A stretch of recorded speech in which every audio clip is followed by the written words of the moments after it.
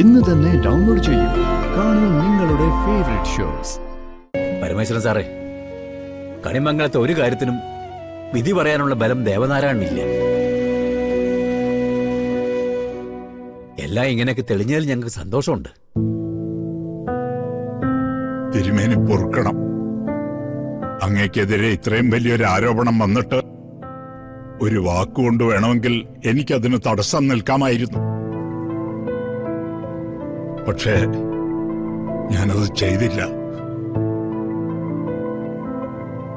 സാഹചര്യം അങ്ങനെ ആയിപ്പോയി.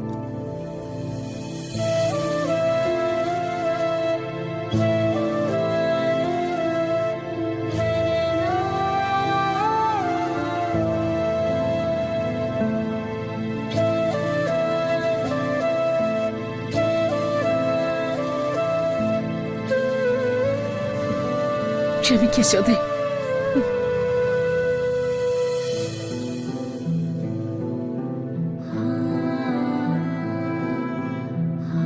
കൃത്യമായ തെളിവുകൾ കാട്ടിത്തന്ന് ആരോപണം ഉന്നയിച്ചപ്പോ ഞാനത് വിശ്വസിച്ചു പോയി.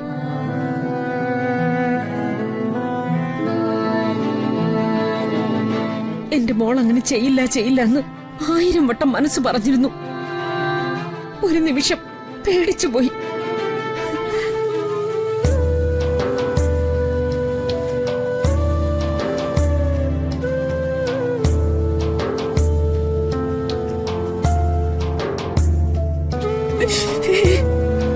എന്നോട് ക്ഷമിക്ക്.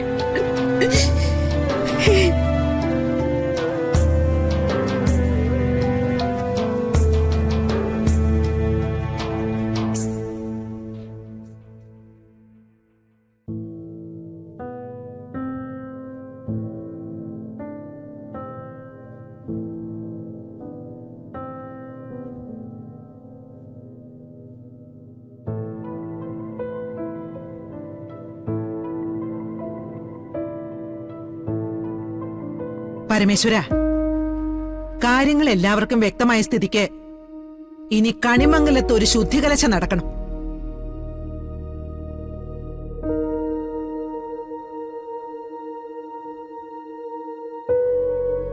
അമ്മയും മോന്റെയും കാര്യത്തില് എന്താ നിന്റെ തീരുമാനം?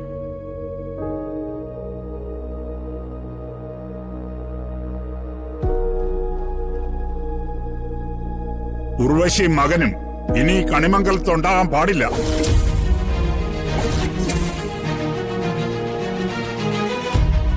ഇപ്പൊ ഈ നിമിഷം ഇവിടെ നിറങ്ങിയേ പറ്റൂ.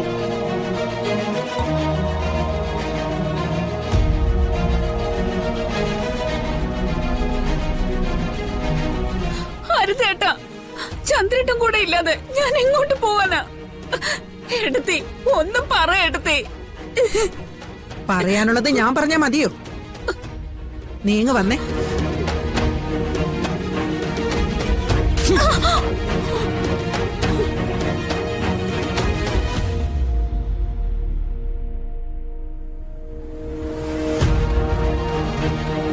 ഇതെന്തിനാണെന്ന് അറിയോ?